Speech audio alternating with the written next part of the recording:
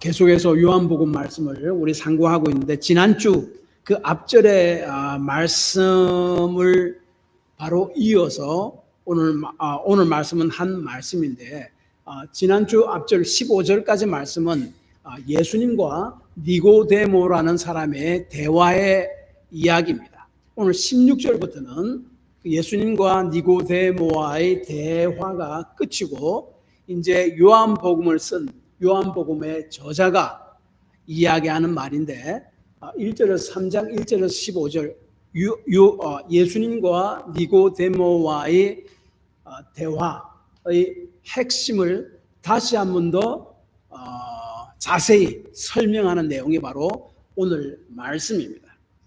지난주 그 3장 1절에서 15절 그 니고데모와의 대화가 뭡니까? 거듭남은 자신의 생각이나 방법이 아닌 하나님께서 마련하신 방법인 예수님을 믿음으로 말미암아 우리에게 주어지는 신비한 체험이다 하는 것이 지난주의 말씀의 핵심이었습니다.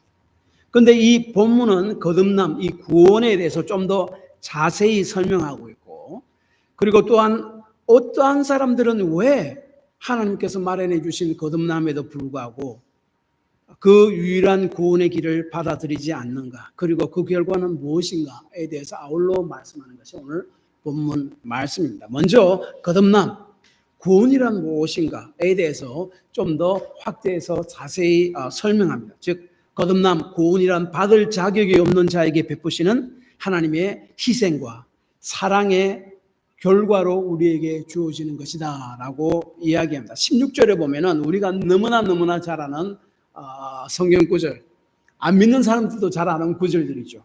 하나님이 세상을 이처럼 사랑하사라고 이야기합니다.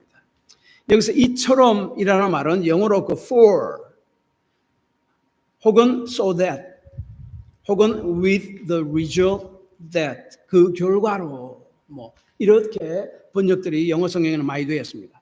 다시 말하면은 16절 맨 앞에 그렇게 되어 있습니다. 그렇게 전지사가 붙어 있습니다. 다시 말하면 이런 이야기입니다.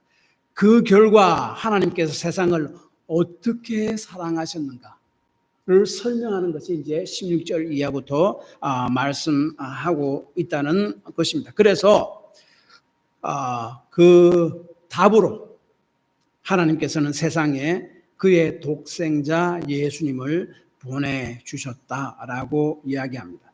이 독생자 예수님을 세상에 보내신 그 일의 배후에 있는 하나님의 동기가 무엇인가에 대해서 이야기하는 것이 바로 16절 말씀입니다. 그 하나님의 동기, 자기 독생자까지 아낌없이 사람의 몸을 입혀서 이 세상에 보낸 이유는 사랑이었다. 그거 말고는 설명이 안 된다라고 이야기합니다. 그래서 이 예수님께서, 하나님이신 예수님께서 사람의 몸을 입고 이 땅에 오셨잖아요. 그래서 이 땅에서 행하신 모든 행동과 말씀은 그 하나님의 사랑의 뿌리를 둔 것이었다 하는 겁니다. 복음서 어디를 보아도 하나님께서 내가 너를 사랑한다라고 직접 이야기한 적은 없습니다. 그 대신 하나님은 자기 자신을 스스로 희생시킴으로써 그 사랑을 우리들에게 나타내 보여주었습니다. 그 자기 자신의 희생이 누굽니까? 예수님을 사람의 몸을 입고 이 땅에 보내주신 것입니다. 그래서 이 독생자를 주셨다라는 표현은 우리가 잘 알다시피 예수님의 인간 되심과 주셨다, 죽으심을 이야기합니다. 하나님이신 예수님이 인간의 몸을 입고 이 땅에 오신 그 동기가 여전히 불순종하는 세상에 대한 사랑임을 말씀합니다. 그런데 여기서 한 가지 더 쇼킹한 사실은 하나님께서 이렇게 사랑하신 그 사랑의 대상이 세상이라고 이야기합니다. 여기서 이야기하는 세상이라는 것은 그냥 우리가 눈에 보이는 이 world, 그걸 이야기하는 것은 아닙니다. 죄악에 잠겨 있고 하나님을 등지고 하나님을 대항하는 모든 사람들의 군상, 그것을 세상이라고 이야기합니다. 그런데 그 세상을 향한 목적은 하나님의 심판이 아니라 구원이라고 17절에 분명히 이야기합니다. 하나님의 사랑의 대상은요, 자신을 사랑하는 그 사람들이 아니라 자신을 대항하고 등진 그 인간들이었다라고 이야기합니다. 그래서 로마서 5장 8절을 이렇게 이야기하죠.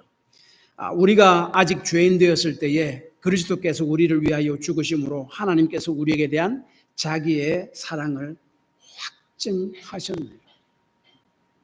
우리가 하나님께 등을 돌리고 있을 때 여전히 하나님께서는 자신의 사랑을, 그것도 엄청난 희생적인 사랑을 우리에게 쏟아 부으셨다. 그것이 바로 사랑이다. 하나님 왜 저에게 이런 힘든 일만 주십니까? 하나님은 어디 계십니까? 저를 사랑하기나 한 겁니까? 라고 이야기할 때 하나님께서는 말씀을 통해서 저와 여러분이 이야기하는 것은, 그래, 나는 너를 여전히 사랑한다. 나의 독생자 예수를 너를 위해서 이 땅에 사람의 몸을 입고 보내게 해서 너희 죄를, 모든 죄를 다 짊어지고 십자가에 죽게 하심으로 네가 받을 죄의 형벌부터 너를 해방시켰다라고 이야기합니다. 오래전 CNN Larry King Live라는 프로그램이 있는 것 여러분 아십니까? 지금은 없어졌고 그 Larry King이라는 사람은 이제 돌아가셨죠. 근데 그때 이렇게 존 맥카터 목사님과 그 Larry King이라는 사람의 대담이 있었는데, 그래서 지금도 그 유튜브에서 볼 수 있습니다. 그때 그 존 맥카터 목사님이 오직 예수를 믿음으로 말미암아 구원을 얻는다라고 이야기하자, 그 레리 킹이 뭐라고 이야기하면 이렇게 이야기합니다. 나쁜 사람은 그리스도를 믿어서 천국 가고 착한 사람은 그리스도를 안 믿어서 지옥 가나요? 그렇다면 그것은 정의롭지 못한 것이 아닙니까? 라고 이야기했습니다. 그때 존 맥카터 목사님 뭐라고 대답하냐면 이렇게 대답합니다. 우리는 정의를 원하지 않습니다. 정의대로 하자면 모든 일은 다 지옥 갑니다. 그래서 우리에게는 은혜가 필요합니다. 얼마나 적절한 말입니까? 누구도 구원받을 만한 하나님의 기준에 도달하지 못하기 때문입니다. 그래서 하나님의 정의대로 하면 구원 얻을 자가 없습니다. 그래서 우리는 하나님의 은혜가 필요하다. 그래서 하나님께서는 그 세상을 사랑하십니다. 아니면은 그 사람들을 구원할 방도 길이 없기 때문에 그렇습니다.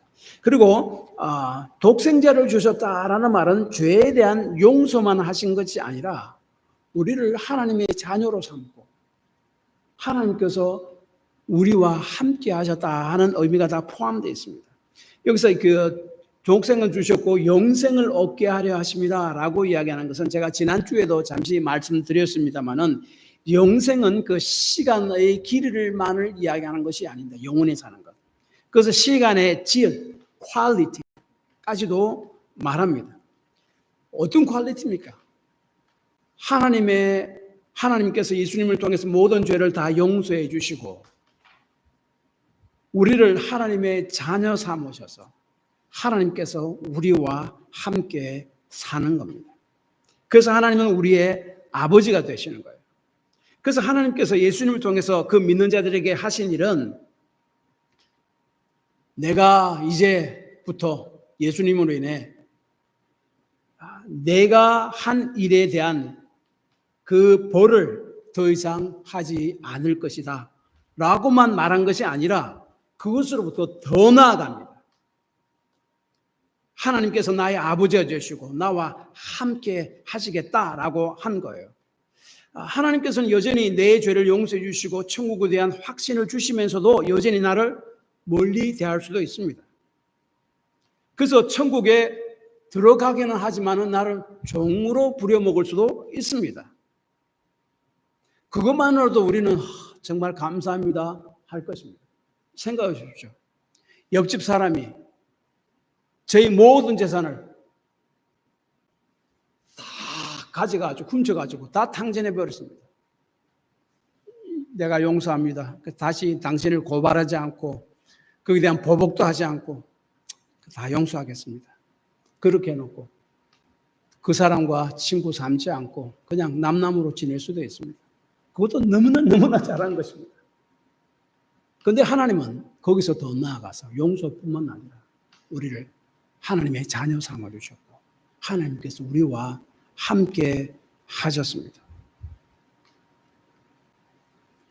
누가복음 15장에 나오는 그 탕자 이야기 있잖아요. 그 탕자가 자기 자신에게 돌아올 모든 재산을 아버지로부터 받아서 먼 곳으로 가서 마음대로 호랑방탕하게 다 탕진해 버립니다. 그래서 이제 먹을 것이 없어 굶어 죽게 되자 한 가지 생각을 하죠. 이제 아버지 집으로 돌아가자. 내가 뵐 몇 명도 없지만은 돌아가서 저를 아들이 아니라 이제 종의 하나로만 받아주십시오. 그래서 아버지의 집에 종으로만 산다면은 그래도 내 굶어 죽지는 않을 거 아니냐라고 결심을 하고 아버지 집으로 돌아가죠.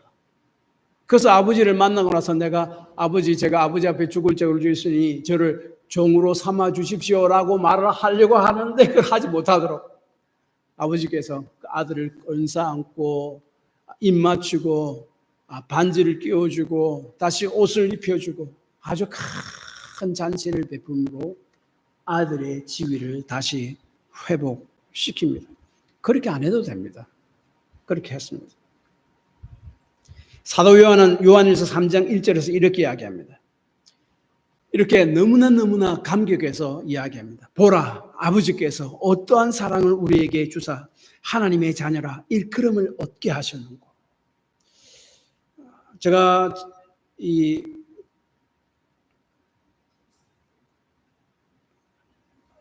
지금 제가 여러분에게 드릴 이 이야기는 아주 오래전 이야기입니다. 그때 그렇지만 저는 그 일을 아주까지 생생하게 기억합니다. 제가 미국에서 한 교회 부목사로 있을 때에 교회 여름 수련을 했습니다. 수련회 후에 몇몇 사람들은 예수를 믿겠다고 다짐했고 결심도 했습니다. 그리고 나중에 한 자매님이 저에게 찾아와서 뭐라고 이야기하는가 하면은 자신은 도무지 예수를 믿지 못하겠다는 것입니다. 그 이유는 어떻게 하나님이 자신의 외아들을 우리를 위해 십자가에 못 박혀 죽게 내버려 둘 수 있느냐는 말입니다. 그렇다면 나쁜 아버지가 아닌가 하는 그런 뉘앙스가 풍긴 말이었습니다. 그런 아버지가 어디 있느냐는 거예요. 자신에게도 아이들이 3명이 있는데 다른 사람을 위해서 내 아이들 3명 중 누구도 나는 그냥 줄 수 없다고. 그래서 나는 도저히 그건 믿지 못하겠습니다라고 이야기했어요. 그때 제가 너무 난감해서 이게 뭐라고 이야기해야 되지? 속으로 기도해서 하나님 저 이분에게 뭐라고 이야기해야 되겠습니까? 지혜를 주십시오. 그때 한 생각이 번뜩하면 머릿속에 지나갔습니다.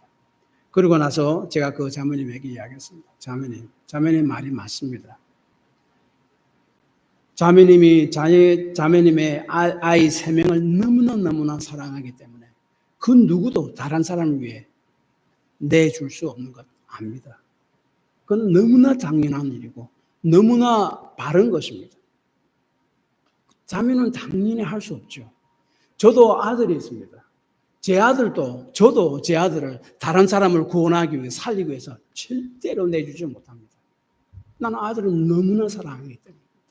그런데요, 그 일을 하나님께서 하셨습니다. 그러니까 그 자매님 그때 이야기를 듣면 눈에 눈물이 뚝뚝뚝 떨어지는 거예요. 그래서 같이 예수님을 영접하는 기도를 하고 예수님을 영접하고 했습니다. 함께 그때 제가 생각해 성령께서 그 자매님의 마음 속에 역사하신 것이에요. 그러므로 거듭남, 구원이란 받을 자격이 없는 자에게 자신의 엄청난 희생에도 불구하고 베푸신 하나님의 놀라운 사랑의 결과다 하는 것을 16절을 이야기합니다. 이 하나님의 사랑의 진술을 16절에 말하는 것이고 이것이 바로 복음의 핵심입니다. 그럼에도 불구하고 어떤 이들은 심판에 처해질 수밖에 없는 운명에 처해지는데 그 원인은 하나님께 있는 것이 아니라 그 사람 자신에게 있다 하는 것을 그 다음 구절들은 이야기합니다. 하나님이 예수님을 보내신 것은 세상을 정죄하려 하는 것이 아니라 구원받게 하려 하심이라고 17절 이야기합니다. 그러나 이 말은 모든 세상 사람들이 자기 자신들의 죄로 인해 정죄를 받지 않는다는 말은 아닙니다. 더 이상 하나님은 이 세상 어느 누구도 정죄하지 않고 심판하지 않는다는 말은 아닙니다. 왜냐하면 18절에 보면은 그를 믿지 아니하는 자는 심판을 18절에 그를 믿지 아니하는 자는 심판을 받지 아니하는 것이요. 그를 믿는 자는 심판을 받지 아니하는 것이요. 믿지 아니하는 자는 하나님의 독생자의 이름을 믿지 아니함으로 벌써 심판을 받은 것이다 라고 이야기합니다. 하나님의 사랑이 벌써 주었음에도 불구하고 어떤 일이 심판에 처해질 수밖에 없는 운명에 거해지는데 그 원인은 하나님께 있는 것이 아니라 그 사람 자신에게 있다 하는 것을 이야기합니다. 십자가를 통해서 선물로 주신 예수 그리스도를 믿지 아니하는 자는 벌써 정죄를 받았고 라고 이야기합니다. 오직 믿는 자만이 구원을 받는다라고 이야기합니다. 예수님의 현재 사명은 심판이 아닙니다. 그러나 예수님과 분리된 세상은 이미 심판 아래 있습니다. 왜냐하면 하나님께서는 결국에 심판하실 것이며 그 사람들은 현재 예수님의 하나님의 사랑에 대해서 반응하지 않기 때문에 그것이 바로 하나님의 심판 가운데 지금 살고 있는 것이다 라고 이야기합니다. 다시 말하면 하나님께서 다시 회복시키라는 자기 희생을 그 사랑을 완강히 거부하기 때문에 그렇다라고 이야기합니다. 그래서 19절은 그 정죄는 이것이니 곧 빛이 세상에 왔을 때 사람들이 자기 행위가 악함으로 빛보다 어둠을 더 사랑한 것이니다 라고 이야기합니다. 그들은 빛보다 어둠을 더 사랑하기 때문에 그 빛 가운데 하나님께 돌아오지 않는다. 스스로 그렇게 결정한다라고 이야기합니다. 악이 주는 달콤함에서 떠나기를 원치 않기 때문입니다. 그리고 19절에 그 정죄는 이것이니 라고 이야기합니다. 그 정죄라는 말은 영어로 verdict 이야기합니다. 평결. 그 배심원들이 마지막으로 그 사람에 대한 평결을 내리잖아요. 사형입니다. 라고 평결을 내리면은 그 사람은 지금 당장 사형되지 않더라도 사형의 그림자 아래 사형될 때까지 살고 있는 거예요. 감옥에 갇혀 있는 것이. 그것을 이야기합니다. 그것이 바로 이미 심판을 받은 것이다 라고 말로 우리가 이해할 수 있습니다. 만약 회개하고 예수님께 돌아오지 않는다면 자기 자신이 스스로 그렇게 맞는 것이지 하나님께서 그렇게 하신 것이 아니다는 거죠. C.S. 루이스의 그 천국과 지옥의 이혼이라는 그 판타지 소설이 있습니다. 여러분, 판타지 소설이라는 것은 공상 하나의 소설이죠. 실질적인 우리가 현실 세계를 그대로 그린 것이 아니라 상상을 통해서 그리는데 그 상상의 이야기를 통해서 성경의 진리를 전하고자 하는 겁니다. 거기서 분명한 성경의 진리가 나타납니다. 거기에 대해서 천국과 지옥에 대해서 그 판타지 소설을 통해서 이야기합니다. 그래서 이거는 상상의 이야기지만은 그 상상의 이야기 가운데 성경의 진리가 들어있다 하는 것을 이해하면서 우리 그 책을 봐야 되고 또 이 이야기를 들어야 됩니다. 그 이야기 이런 이야기 있습니다. 어떤 사람들이 이제 죽어서 유령이 되었습니다. 유령이라고 거기도 그렇게 번역이 되었습니다. 지옥 언저리에 있다가 다른 유령들과 함께 천국 언저리를 여행하면서 겪는 에피소드입니다. 천국의 언저리에 한 유령당 한 명의 천국에서 온 아주 빛나는 유령들이 따라다닙니다. 그러면서 그 천국에서 온 빛나는 유령들은 천국에 대한 소망과 예수 그리스도의 사랑을 유령들에게 알려주고 그리고 그들 스스로가 천국에 대한 소망을 갖고 예수 그리스도에 대한 사랑을 느끼며 감사의 고백으로 함께 천국으로 들어갈 것을 이야기합니다. 그런데 이들은 다 자신만의 이유 때문에 그 제안을 다 거절하고 오히려 지옥으로 다시 돌아가고 말입니다. 예를 들어서 거기 보면 한 공장 사장이었던 사람이 이제 그 천국의 언저리에 갔습니다. 지옥의 언저리에 있다가 천국의 언저리에 갔습니다. 그리고 천국에 있던 유령이 자신을 맞이하러 딱 나오는데 보니까 아직 자기 공장에서 자기 밑에서 일하는 직원이었습니다. 그런데 그 사람은 그냥 사람이 아니라 다른 직원을 죽인 그 사람이에요. 아주 악한 사람이었어요. 깜짝 놀랐습니다. 그 사람이 어떻게 천국에서 나오지? 그래서 아주 기분 나빠합니다. 자신은 평생을 반듯하게 살아왔고 완전치는 않았지만 최선을 다해 살아온 사람이라고 이야기합니다. 그리고 남의 것을 탐낸 적도 없고 자신이 먹고 싶으면 자기 돈을 주고 자기가 사 먹은, 그래서 열심히 일한 만큼 벌어 살아온 그런 사람임을 스스로 강조해서 이야기합니다. 항상 최선을 다했고 나쁜 짓은 한 적도 없는데 왜 자신은 살인자 그런 자들과 함께 천국에 살아야 되나? 나는 그런 거 싫다라고 이야기합니다. 그래서 자신은 자신의 권리를 찾기를 원한다라고 이야기합니다. 그러자 옛날에 직원이었던 살인자였던, 그러나 지금은 예수를 믿어 천국에 있던 그 유령이 다시 자기 옛날에 사장에게 와서 이렇게 이야기합니다. 사장님 보면은, 제가 볼 때 사장님은 완벽한 삶을 살지도 못했습니다. 사실은. 그렇지만은 우리 주님께 은혜를 베풀어 달라고 하면 주께서 베풀어 주실 것입니다. 그렇게 하십시오. 그러나 그것을 완강히 거부합니다. 사장은 자신의 권리를 찾기를 원하지 자비를 구걸하지 않겠다라고 말하면서 자기가 왔었던 지옥의 언저리로 다시 돌아가 버립니다.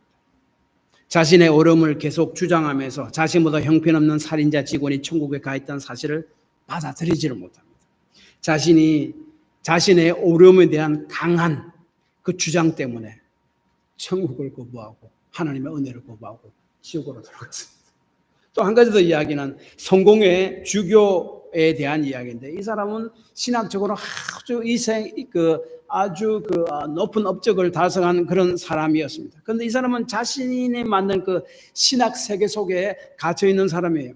천국으로 인도하는 유령이 오자 그 천국으로 인도하는 그 유령에게 이 주교는 이렇게 이야기하죠. 천국에 가면은 자신은 더 큰 영역에서 쓸모 있는 자가 되고 자신의 재능도 폭넓게 사용이 되며 자유로운 탐구 분위기가 보장되고, 그래서 결국은 자기 자신의 업적이 인정된다면 자기는 천국에 가겠다라고 이야기합니다. 그러나 그 천국에서 온 유령은 지금까지 믿음은 지식적이고 생각 차원에서만 이야기했지만은 당신, 그러나 천국에 가면은 꿀을 맛보듯이 진리를 맛볼 수 있고 신랑의 품에 안기듯이 진리의 품에 안길 수 있습니다. 그러므로 진리와 지식에 대한 갈증은 깨끗이 다 해결될 수 있을 것이다 라고 이야기합니다. 그러자 그는 지옥에 있는 그 신학협회에 참석해서 자기 신학적 주제를 발표하러 가야 된다고 하면서 그래서 자기 자신의 그 능력과 그 지식과 권위를 나타내려고 천국을 거부하고 다시 지옥 쪽으로 가버리고만 합니다. 유령은 모두 지옥을 스스로 결정해서 아무도 등 떠밀어 지옥으로 보내지 않았습니다. 이들의 공통점은 모두 천국의 입구에서 자신을 위해 기꺼이 희생하며 마중 나온 유령들의 영접을 스스로 거부했다는 거예요. 그들은 모두 나름대로 타당한 이유가 있었습니다. 그러나 그 모든 이유들은 한결같이 자기 중심의 그 뿌리가 있었습니다.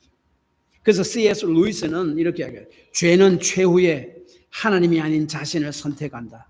하나님이 아니라 자신을 영원히 선택함으로 지옥에 떨어지게 되는 것이다. 놀라운 통찰 아닙니까? 그것이 바로 정죄는 이것이니 빛이 세상에 왔을 때 사람들이 자기를 행한 악감으로 빛보다 어둠을 더 사랑하는 것이고, 18절에 하나님의 독생자 이름을 믿지 않으므로 벌써 심판을 받은 것이다. 스스로 선택하는 것이다 라고 이야기합니다. 그래서 이 진정으로 예수를 믿는 자는요, 삶을 통해서 그 믿음의 열매가 사실은 조금씩 나타납니다. 어떤 사람은 크게 많이 나타날 수도 있지만 어떤 사람은 조금씩 나타납니다. 어쨌든 하나도 나타나지 않는 것이 아니라 조금씩 나타나게 되어 있습니다. 20절, 21절에 보면은 악을 행하는 자마다 빛을 미워함으로 빛으로 오지 아니하나니 이는 그 행위가 드러날까 하며, 진리를 따르는 자는 빛으로 오나니 이는 그 행위가 하나님 안에서 행한 것임을 나타내려 함이라 라고 이야기합니다. 이 말이 뭔 말이냐 하면 결국 악을 행하는 자의 행동은 그 자신이 누군가를 나타내는 것이다. 그 반영하는 것이다. 선을 행하는 자의 행동은 결국 하나님이 누구신가를 나타내고 하나님에 대해서 하나님을 따르는 자라는 것을 반영하는 자라 하는 말입니다. 마태복음 7장 17절 18절에 열매를 보고 그 나무가 어떠한 나무인지를 안다라고 예수님께서 말씀하셨는데 그 말씀과 일맥상통한 말씀입니다. 그래서 믿는다는 말은 신뢰한다는 것이나 사람에 대한 확신의 감정을 가지는 것과 다릅니다. 하나님께만 그냥 윙크만 하는 것이 아닙니다. 이거 하나님께만 윙크만 한다는 것은 그 은혜 하나님의 크신 은혜라는 책인가 그 책에 보면은 그 앤드류라는 사람이 있는데 그 사람이 이제 자기가 예수님을 바로 믿고 나서 한 이야기인데 그것을 제가 인용한 이야기입니다. 그 말이 너무나 아주 참 합당해서 제가 이렇게 제가 인용을 합니다. 하나님께 윙크만 하는 것이 아니다. 예수님께 하신 말씀, 예수님께 행하신 모든 것을 모두 받아들인다는 말이고 자신의 삶을 그 속에 완전히 받들었어요. 예수님과 함께 그 길을 새로운 길을 걸어간다는 말이에요. 많은 사람들이 이렇게 생각합니다. 저는 하나님 주시는 모든 좋은 것, 죄 용서, 죄책감에서 해방, 천국 그것을 원합니다. 대신 저도 착하게 살려고 최선을 다하겠습니다. 그러나 저는 저의 삶을 계속 그대로 유지하기를 원합니다. 이 정도면 되겠습니까? 예수를 믿는다는 것은 이러한 흥정과 거래가 아닙니다. 그래서 디모데전서 6장 12절에 보면은 예수를 믿는다는 것은 믿음의 경주를 완주하는 것으로 묘사합니다. 믿음의 선한 싸움을 싸우라. 영생을 취하라. 이를 위하여 내가 부르심을 받았고 많은 증인들 앞에서 선한 증언을 하였도다. 예수를 믿는다는 것은 자신이 원하는 삶을 그대로 따르는 것이 아니라 예수님을 따라 믿음의 선한 싸움을 싸우는 것이요. 천국 갈 때까지 계속적으로 그 길을 싸우며 나가는 것이다 라고 이야기합니다. 결론적으로는 이것입니다. 거듭남, 즉 구원이란 받을 자격이 없는 자에게 하나님께서 자신의 엄청난 희생에도 불구하고 베푸시는 하나님의 놀라운 사랑의 결과이다 라고 이야기합니다. 이것은 하나님의 사랑의 진수를 말하는 것이고 복음의 핵심을 말하는 것입니다. 반대로 지옥은 이 하나님의 엄청난 희생의 사랑을 거부한 채 자신만의 방식의 삶을 계속적으로 살아가기로 스스로 결정하는 겁니다. 그래서 팀 켈러는 이렇게 이야기했습니다. 만약 당신이 지옥을 믿지 않는다면 하나님이 당신을 얼마나 사랑하는지를 믿을 수가 없다. 왜냐하면 지옥의 존재는 하나님께서는 당신을 거기에 보내지 않기 위해서 어떠한 대가를 스스로 치르셨는가 하는 그것을 적나라하게 보여주기 때문이다 라고 이야기합니다. 그래서 로마서 8장 32절 이렇게 이야기합니다. 자기 아들을 아끼지 아니하시고 우리 모든 사람을 위하여 내주신 이가 어찌 그 아들과 함께 모든 것을 우리에게 주시지 아니하겠느냐. 이 하나님의 희생의 사랑에 반응하는 삶을 살아가시기 바랍니다. 그것이 바로 구원받은 자의 삶이다 라고 성경은 이야기합니다. 기도합시다.